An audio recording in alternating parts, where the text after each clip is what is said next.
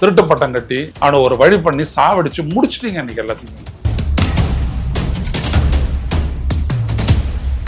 Police சொல்லுது அவருக்கு fits வந்துட்டு அவர் செத்து விட்டார். ஃபிட்ஸ் வந்தவனெல்லாம் சத்தா இந்த இந்தியாவில் எவ்வளவு பேர் சாவான்?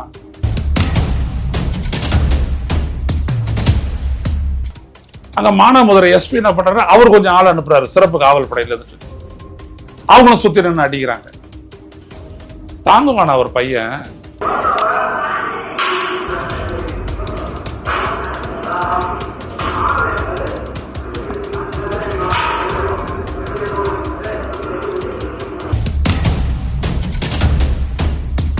அவங்க கம்ப்ளைண்ட் கொடுக்கல, இவங்க எஃப்ஐஆர் போடல, அவனை நீதிமன்றத்தில் நிறுத்தல.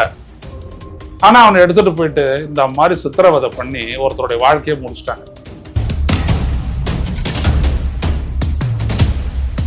திருநது இன்னாரு அப்படின்னு 2 நாள்ல கண்டுபிடிக்க முடியாத ஒரு காவல்துறைக்கு ஒரு யோக்கியதை உள்ள ஒரு காவல்துறையா நான் கேட்கிறேன்.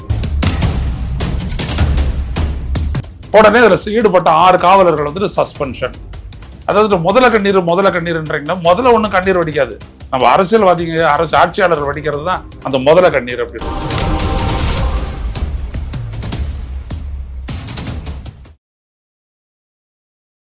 வணக்கம் தோழர்களே, ருச செய்தியின் வாயிலாக இன்று மீண்டும் உங்களை சந்திப்பதில் பெருமகிழ்ச்சி அடைகின்றேன். இந்தியாவை பிடித்த சாபங்கள் என்று சொல்லக்கூடிய விடயங்கள் ஏராளம் இருக்கின்றன. ஒன்று ஊழல், இன்னொன்று கொள்ளை. அது அடுத்த பரிமாணத்துக்கு வளர்ந்து விட்டது, கொள்ளை. அடுத்தபடியாக சாதியம், அடுத்தபடியாக பார்த்தீங்கன்னா மதவாதம். இப்படி ஏராளமான விடயங்கள் இருக்கின்றன, உங்களுக்கும் தெரிஞ்சிருக்கும். ஆனா இதையெல்லாம் விட நம்மை காக்கக்கூடிய காவல் துறை இருக்கு இல்லையா, அது பல விடயங்களில் நம்மை காக்கும், சில விடயங்களில் நம்மை சாகவும் அடிக்கும். அப்படின்றதுதான் ஒரு இந்தியாவின் மீது எழுதப்படாத ஆனால் சாத்தப்பட்ட அழுத்தமாக பதியப்பட்ட ஒரு சாபம். ஒரு 20-21 வயசு பையன் கார் அப்படி நிறுத்துறதுக்காக உதவி பண்ணு அப்படின்னு சொல்லி கொடுத்துட்டு போறாங்க சாவியை. அவனுக்கு ஓட்ட தெரியாது, அவனுடைய நண்பனை கூப்பிட்டு ஒருத்தர் சொல்றான். அந்த சாவியை எடுத்துட்டு போயிட்டு அவங்க கிட்ட கொடுக்குறான். அவங்க வந்துட்டு காரை மறுபடியும் எடுக்க போக சொல்றாங்க, கார்ல நான் வந்துட்டு 9 சவரன் நகையை ஒரு பையில போட்டு வச்சிருந்தேன், அந்த பைய காணுன்றாங்க. போயிட்டு போலீஸ் கிட்ட சொல்றாங்க. போலீஸ் உடனே யாருக்கிட்ட சாவி கொடுத்தாங்க, இவங்க உடனே அவனை பிடிச்சிட்டு வர்றாங்க. அவன் தான் அஜித் குமார். மடப்புறம் அங்க இருக்கக்கூடிய அந்த காளி கோயிலினுடைய காவலாளி, ஒரு சாதாரண குடும்பம், ஏழ்மை சாதாரண குடும்பத்திலிருந்து வந்த பையன். அவனை பிடிச்சிட்டு போய் போலீஸ் எங்கடா வச்ச நகைய அப்படின்னு போட்டு அடிக்கிறது. அடி தாங்காம நான் அங்க வச்சேன் இங்க வச்சேன் நான் சொல்ல, அந்த இடத்துக்கெல்லாம் போயிட்டு எங்க இருக்குது பாரு, எங்கேயும் இல்லை, எடுத்தா தானே இருக்கும், இல்லை போட்டு அவனை அடிக்கிறாங்க. கடை ஆத்தங்கரையில் எடுத்துட்டு போயிட்டு அடிக்கிறாங்க. அந்த கோயிலுக்கு பின்புறம் எடுத்துட்டு போயிட்டு அடிக்கிறாங்க. போலீஸ் ஸ்டேஷன்ல வச்சு அடிக்கிறாங்க. 5-6 பேர் அங்க இருக்கிற காவல் நிலையத்துல, மடப்புறம் காவல் நிலையத்தில், திருப்புவனம் காவல் நிலையத்தில் இருக்கிறவன் போதாது அப்படின்றதுக்காக அங்க மானாமதுரை எஸ்பி என்ன பண்றாரு, அவர் கொஞ்சம் ஆள் அனுப்புறாரு சிறப்பு காவல் படையில இருந்துட்டு. அவங்களும் சுத்தி நின்று அடிக்கிறாங்க.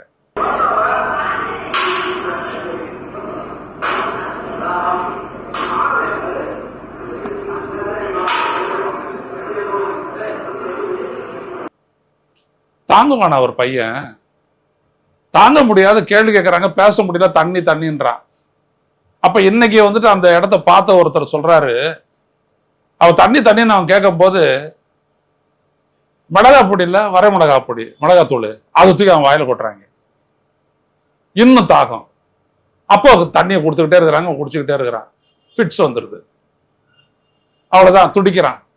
மருத்துவமனைக்கு எடுத்துட்டு போறாங்க, செத்து போயிடுறான். முடிஞ்சு போச்சு கதை. அவ்வளவுதான்.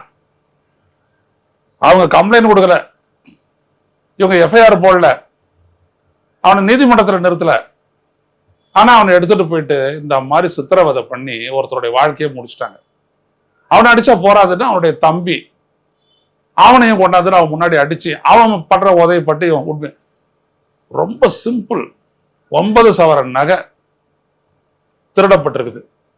திருநது இன்னாரு அப்படின்னு 2 நாள்ல கண்டுபிடிக்க முடியாத ஒரு காவல்துறைக்கு ஒரு யோக்கியதை உள்ள ஒரு காவல்துறையா நான் கேட்கிறேன். யோசிச்சு பாருங்க. எனக்கு 69 வயசு முடிச்சு போச்சுங்க. நான் நிறைய கேள்விப்பட்டிருக்கிறேன், நிறைய பழகி இருக்கிறேன். எனக்கு ஒன்றும் போலீஸ் நான் விரோதிலாம் நினைக்கிறதுல அப்படிலாம் ஒன்றும் கிடையாது மற்றவங்க மாதிரி. நான் கேட்குறேன், இந்த திருட்டு குற்றங்களில் ஈடுபடுறவங்க எல்லாம் காவல்துறை வந்துட்டு 2 அடி அடிச்சுன்னா பட்டுன்னு சொல்லிட்டு. ஏன்னா அவன் ஹேபிச்சுவல் அஃபண்டர், அவன் அதே தான் செய்வான். 3 மாசம் 6 மாசம் உள்ள இருப்பான், மறுபடியும் வரும், மறுபடியும் திருடுவா, மறுபடியும் உள்ள வரும். மாட்டிக்கிட்டா காலி, அங்க சோறு, மாட்டிக்கலன்னா சொந்த சோறு, திருட்டு சோறு. இப்படிதான் அவன் வாழ்க்கை வாடும். இது எல்லா காவல் அதிகாரிக்கும் தெரியும், எல்லா காவலனுக்கும் தெரியும். ஹெட் கான்ஸ்டபிளோ துணை கான்ஸ்டபிளோ யாரா இருந்தாலும் தெரியும். ஒருத்தனை போட்டு 2 நாள் அடிச்சிருக்கிறானுங்க, சாவடிச்சிட்டாங்க, முடிஞ்சு போச்சு கதை. விஷயம் வெளில வந்துச்சு. உற்றார் உறவினர் சும்மா இருப்பாங்களா? வந்து சத்தம் போட்டு எல்லாம் தெரிஞ்சு உடனே இதில் ஈடுபட்ட 6 காவலர்கள் வந்துட்டு சஸ்பென்ஷன். அதாவது முதல கண்ணீர்ன்றீங்கன்னா முதல்ல ஒன்றும் கண்ணீர் வடிக்காது. நம்ம அரசியல்வாதிங்க ஆட்சியாளர்கள் வடிக்கிறது தான் அந்த முதல கண்ணீர் அப்படின்றது. சஸ்பெண்ட் பண்ணிட்டோம். அந்த அதிகாரி அனுப்பி வச்சாரு, ஸ்பெஷல் அதிகாரி டிஎஸ்பி, அவர் வந்து காத்திருப்போர் பட்டியலில் வச்சோம் அப்படின்னு சொல்லி வச்சு விட்டாங்க. முடிஞ்சு போச்சு. அதுக்கப்புறம் நீதிமன்றத்துக்கு எடுத்துட்டு போயிட்டாங்க இந்த வழக்கை. நல்ல வேலையா நீதிமன்றம் சொல்லிச்சு. என்னையா அது, இன்னைக்கு 3 மணிக்கு சப்மிட் பண்ணாங்க. இப்போ நம்ம பேசும்போது 5:15 நீதிமன்றத்தில் அன்னைக்கு 2 நீதிபதிகள் முன்னாடி சப்மிட் பண்ணும்போது, இப்படி ஐயா அடிப்பீங்க, காதுல ரத்தம் வர்ற அளவுக்கு அதுல போட்டிருக்குத 30க்கும் மேற்பட்ட இடங்கள்ல காயம், வெடிக்காயம், உள்ளெல்லாம் என்னவோ என்ன ஆச்சோ. போலீஸ் சொல்லுது அவருக்கு ஃபிட்ஸ் வந்துட்டு அவர் செத்து போயிட்டார். ஃபிட்ஸ் வந்தவனெல்லாம் சத்தா இந்த இந்தியாவில் எவ்வளவு பேர் சாவான்? புழுவருது, அப்படியே பச்சையா புழுவருது. காக்கி சட்டை போட்டோன்னா புழுவறதுக்கு அத்தாரிட்டி மாதிரி ஆர்எஸ்எஸ்க்கு அப்புறம் அவங்க தான் அப்படி புழுவுறாங்க. என்னது இது? ஒரு இளைஞன் 20 வயசு, குடும்பத்துக்கு வந்துட்டு பிரெட் வின்னரு, சோறு உழைச்சு சோறு போடுறான். அவன் ஒரு கோயிலுடைய காவலாளியா? திருட்டு பட்டம் கட்டி அவனை ஒரு வழி பண்ணி சாவடிச்சு முடிச்சிட்டீங்க இன்னைக்கு எல்லாத்தையுமே. இதுக்கப்புறம் அது நீதிமன்றம் சொல்லிடுச்சு, போடுற கொலை வழக்கு போட்டாச்சு. பண்ண உடனே 5 காவலர்களை வந்துட்டு இன்னைக்கு அரெஸ்ட் பண்ணி தூக்கி உள்ள வச்சாச்சு. அவரு காத்திருப்போர் பட்டியலில் இருந்தவரை அந்த டிஎஸ்பிய சஸ்பென்ஷன் கொடுத்தாச்சு. இப்ப இந்த மாதிரி ஒரு சுச்சுவேஷன்ல தமிழ்நாடே இன்னைக்கு வந்துட்டு அந்த மடத்துப்புறம் சம்பவத்தை நினைச்சு கொந்தளிக்குது தான். நம்மளுக்கு வேற என்ன தெரியும்? 2 நாள் கொந்தளிப்போம், அப்புறம் எல்லாத்தையும் மறந்து தூக்கி போட்டு போயிடுவோம். கொந்தளிக்கிறோம். நான் என்ன கேட்கிறேன், எவ்வளவு மரணங்கள் இது வரை நடக்கும்? இதுல வேற ஸ்டாட்டிஸ்டிக்ஸ் வச்சுக்கிட்டுலாம் வாதிக்கிறாங்க. இந்த ஆட்சியில் 5 ஆண்டு காலத்தில் 25வது பேர், இது 25வது நபர் இவர். அவங்க ஒன்னே இப்ப முன்னாடி இருந்து 10 ஆண்டு கால ஆட்சியில் 88 பேர் இப்படி செத்து போயிருக்கிறாங்க. ஒரு விடயம் தெரியுது இல்ல, ஆட்சி மாறினாலும் காட்சி மாறுது. அதான் நான் சொன்னேன், சாபன்றதுலாம் நான் ஆரம்பிச்சேன். ஆட்சி மாறினாலும் காட்சி மாறாது இந்த நாட்டுல. அப்படியாப்பட்ட விடயத்துல இதுவும் ஒண்ணு. அதே மணல் கொள்ளை நடக்கும், அதே ஆறு அழுதுகிட்டு தான் இருக்கும். நடுராத்திரி அப்படியே சும்மா நம்மளுடைய கொள்ளிடம் காவிரி பெருக்கெடுத்தால் கொள்ளுமிடம் அப்படின்னு சொல்லி பாடப்பட்ட அந்த பாடல் தளத்துல இருந்து பாத்தீங்கன்னா நைட்டு சும்மா லாரியா 100கணக்கான லாரி அப்படியே போகும். கரூரை நோக்கி போட்டு அப்படியே போட்டு எல்லையை தாண்டி அது போகும், துபாய் வரைக்கும் போகும். காவிரி மடல் தனி விலையை போட்டு விற்கிறான். அந்த மாதிரி 6 அழுவத்தில் அந்த மாதிரி அதெல்லாம் தொடர் சம்பவங்கள். அது அந்த ஆட்சியிலும் நடக்கும், இந்த ஆட்சியிலும் நடக்கும். அதை பத்தி பேசலாம், ஒண்ணு கண்டுக்க மாட்டாங்க. அப்பப்போ ஒரு கேஸ் போடுவாங்க, அப்பப்ப ஈடி வந்துட்டு பார்த்துட்டு போவோம். அந்த மாதிரி அதுல இது காவல் நிலைய மரணங்கள் ஏன் நடக்குது? எதனால இப்படி நடந்துச்சு? நீதிமன்றம் கேட்குது. ஏதோ சிஎஸ்ஆர் இல்ல, ஃபர்ஸ்ட் இன்ஃபர்மேஷன் ரிப்போர்ட் இல்ல, எப்படிடா எடுத்துட்டு வந்தீங்க? எங்க பேசுறது அரசு வழக்கறிஞர்? இப்படி எவ்வளவு பேர் பாருங்க. இதுக்கு முன்னாடி சாத்தான்குளம் சொல்லவே வேணாம்.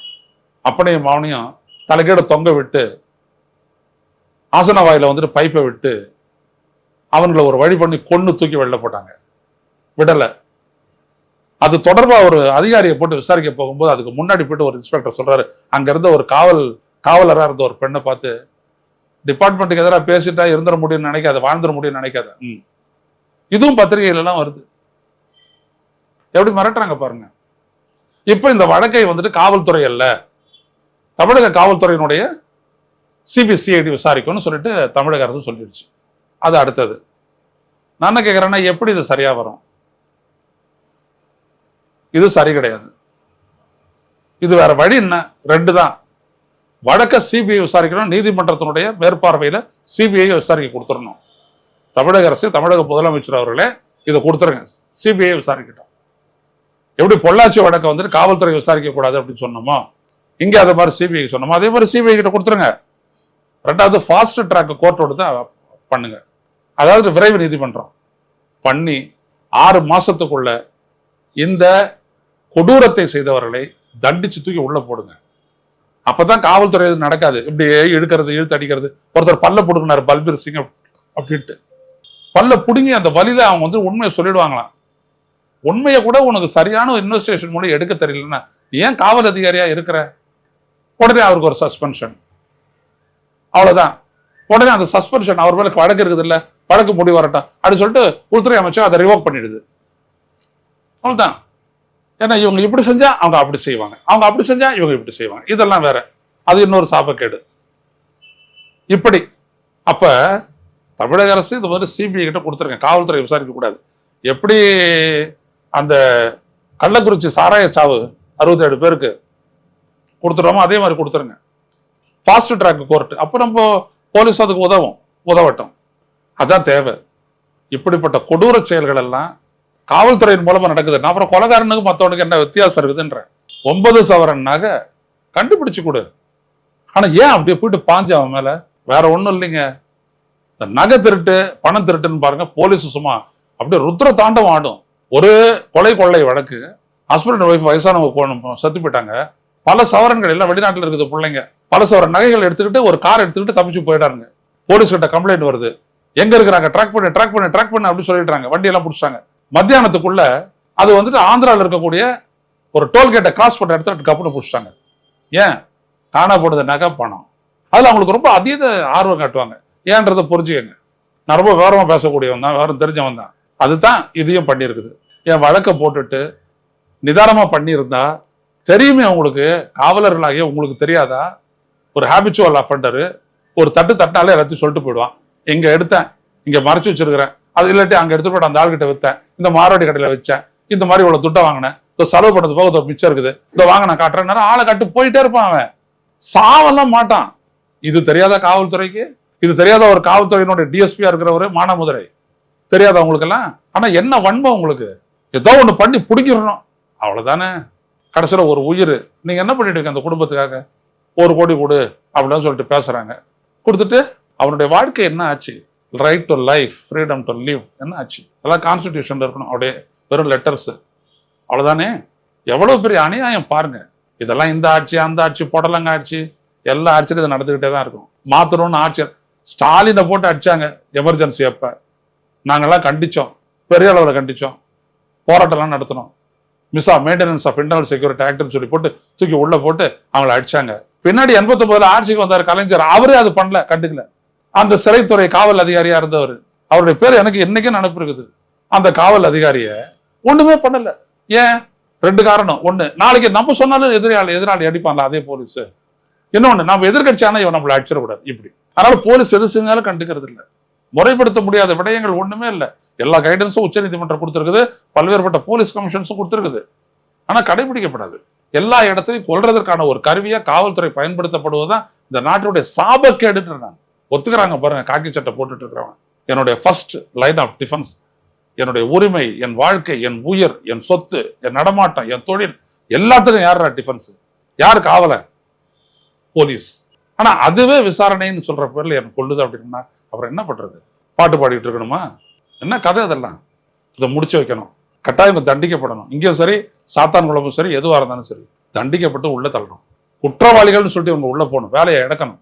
அப்படி பண்ணாதான் இதுக்கெல்லாம் ஒரு முடிவு கட்ட முடியும். ஸோ பிரச்சனையும் சொல்லிட்டேன், தேர்வையும் சொல்லிட்டேன். தமிழக முதலமைச்சர் என்ன செய்யறாருன்றதை பார்ப்போம்.